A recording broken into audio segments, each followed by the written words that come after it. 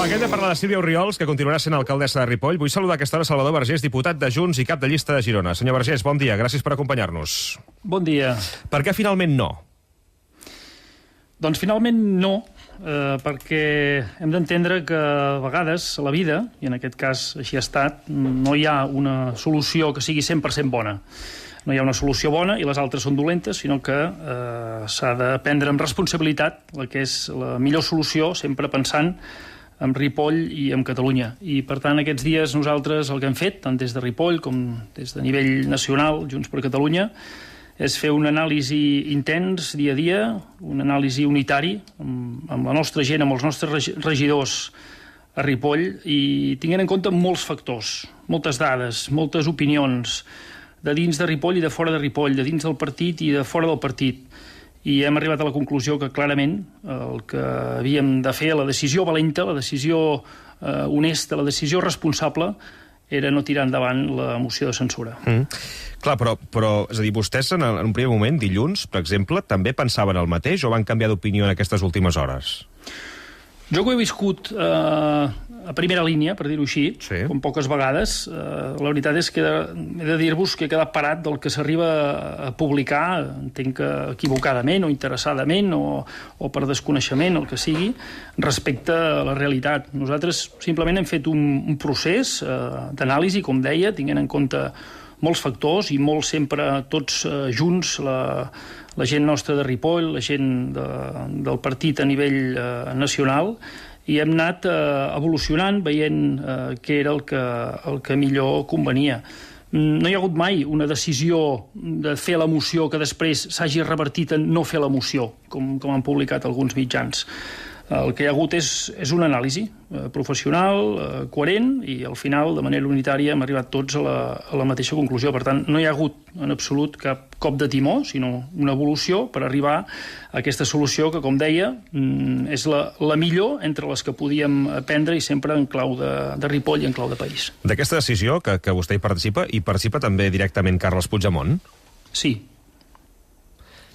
I ho fa amb arguments, diguéssim, nacionals, entenc?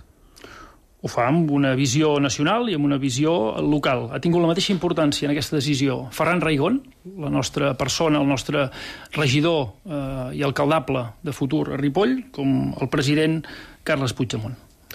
I ha tingut alguna cosa també a veure l'enquesta interna que van fer al municipi sobre la percepció de fer fora Orriols? Nosaltres, evidentment, som un partit seriós, com seria qualsevol empresa davant d'una circumstància important com és aquesta, i per tant, evidentment que tots tenim dades, no només nosaltres, tothom, i els mitjans també us heu preocupat de tenir dades, però això ha estat un factor més. Nosaltres el que hem fet és analitzar-ho des de molts punts de vista. Com deia, no hi ha una solució excel·lent i la resta són dolentes, sinó que ho hem analitzat tenint en compte moltes opinions, moltes dades, i estem molt convençuts i molt satisfets d'haver pres aquesta decisió. Aquesta decisió exactament quan es pren? Com li deia, és una decisió que, més que es pren en un moment determinat, és fruit de moltes converses. Nosaltres hem estat reunits des de fa dies, cada dia, diàriament, amb el president i amb els regidors, i amb més gent. Jo mateix n'he format part, amb el secretari general, evidentment, i amb més gent de la demarcació de Girona, de Ripoll, a nivell nacional, gent que està a sobre d'aquestes qüestions directament, qüestions municipals, i ha estat una decisió que ha anat evolucionant i que hem convingut tots clarament que era la decisió correcta. No és una decisió que hagi virat ni una decisió que de cop haguem pres, sinó que ha estat fruit d'una anàlisi, com deia, molt intens, molt unitari i molt multifactorial. En el seu moment sí que van sumar Badalona, per exemple, no? Amb la resta de l'oposició per treure de l'alcaldia Xavier García Albiol. Per què aleshores sí i ara no? És a dir, què hi ha de diferent? Perquè es va demostrar que en aquell cas va ser un error. Clarament, el fet de voler fer una maniobra per treure el senyor Albiol de l'alcaldia es va demostrar en les següents eleccions que havia estat erroni, i així, sobiranament, ens ho van explicar els electors. Quan es fa quan es vol substituir un govern, en aquest cas en minoria, d'aquesta senyora Ripoll, per un altre govern que també seria en minoria, és igual, encara que no arribés a ser en minoria, però en tot cas el que és segur és que seria un govern estrany, un govern Frankenstein, en què s'intenta d'alguna manera lligar l'oli i l'aigua, amb colors polítics, amb sensibilitats i objectius molt diferents. Això, encara que pugui prosperar en el minut zero, molt probablement hi ha el risc que estigui condemnat al fracàs, com es va demostrar en el cas d'Albiol. Va ser una mala decisió i, per tant, precisament el que hem de fer és tenir en compte les experiències passades per no caure en els mateixos errors. Vostè, per exemple, coneix, és un diputat d'aquells que recorre les comarques de gironines, que les coneix, de fet, de fa molts anys, que s'implica i que, a més, té família a Ripoll, si no m'equivoco, no?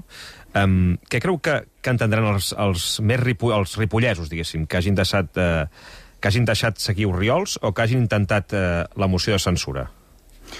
Jo, pel que estem rebent, clarament la gent ens agraeix que haguem fet aquest pas, que no haguem alimentat encara més el victimisme d'aquesta senyora, que és, evidentment, la palanca que, com qualsevol altre moviment d'ultradreta, populista, que s'estan donant en aquests moments a Europa, al món, en la fase inicial viu del victimisme per poder créixer. Per tant, nosaltres no li hem donat aquest gust, no hem volgut entrar en aquest joc, i el que estem rebent de part directament dels ciutadans de Ripoll i en general de la gent és felicitacions per haver pres la situació, la solució que era la solució valenta, la solució complicada. El més fàcil era aquí fer aquest pacte i poder assolir l'alcaldia. El complicat era realment el que hem fet, però en visió de Ripoll, en visió de país, era la solució que convenia. Vostè diu, tinc família a Ripoll. No és que tingui família, és que la meva mare és de Ripoll. Per tant, m'hi sento personalment molt implicat. Sempre faig èmfasi que soc Salvador Vergés i Tejero, i Tejero és la meva mare. Tejero és el cognom de la meva mare, que van venir de Granada, va venir als 2 anys a viure a Ripoll, i conec poques persones com ella que no canviïn mai la llengua i que no hagin tret mai l'estelada del balcó. Per tant, segons els paràmetres de la senyora Orriols, la meva mare, jo mateix, si m'ho permet, com a xarnego, no seríem catalans purs, i diria que som un bon contraexemple de fins a quina manera, fent les coses ben fetes, es pot integrar a tothom en aquest país, a Catalunya. Però com combatran aquest victimisme que vostè deia o aquesta manera de fer de Sílvia Orriols des de l'oposició? Quina serà la seva estratègia? Nosaltres farem una oposició constructiva, una oposició basada en el nostre programa electoral. De fet, res diferent del que hem fet fins ara. Nosaltres fins ara en aquesta legislatura, quan hi ha hagut temes que eren coherents amb el nostre programa electoral, temes que podien beneficiar Ripoll, ja hi hem votat a favor i, per tant, seguirem fent això. Seguirem treballant per Ripoll en base al programa amb el qual ens vam presentar, amb els nostres regidors, amb en Ferran Raigón al capdavant, la Montsina, la Maria, en Jordi Monell, i treballant pel poble, absolutament. No sé si està vostè d'acord amb l'afirmació d'Artur Mas d'obrir la porta a parlar amb Aliança Catalana. Jo crec que el que s'ha entès fins ara com el cordó sanitari, cordó democràtic, de fet nosaltres aquí vivim aquest auge del populisme de l'extrema dreta, de l'ultradreta, d'una fase molt inicial a Catalunya. Espanya fa més temps que hi és en Vox, Europa, Estats Units, altres països, Sud-amèrica, etc. Ja fa més temps que hi és, i la qüestió del cordó sanitari està molt en qüestió. El cordó, tal com s'ha entès en aquest moment, és erroni, i nosaltres el que tenim clar és que Ripoll representa un punt d'inflexió, perquè ja n'hi ha prou d'escoltar al faristol del Parlament, a les xarxes socials, autèntiques bestieses, mentides, afirmacions que no estan en absolut basades en dades, i per tant, com deia ahir el nostre secretari general, en Jordi Turull, nosaltres passarem a combatre aquestes afirmacions. Clar, tot això hem de veure, diguéssim, els propers mesos com avança, però no sé si la gran preocupació, el gran rival ara polític de Junts és Aliança Catalana.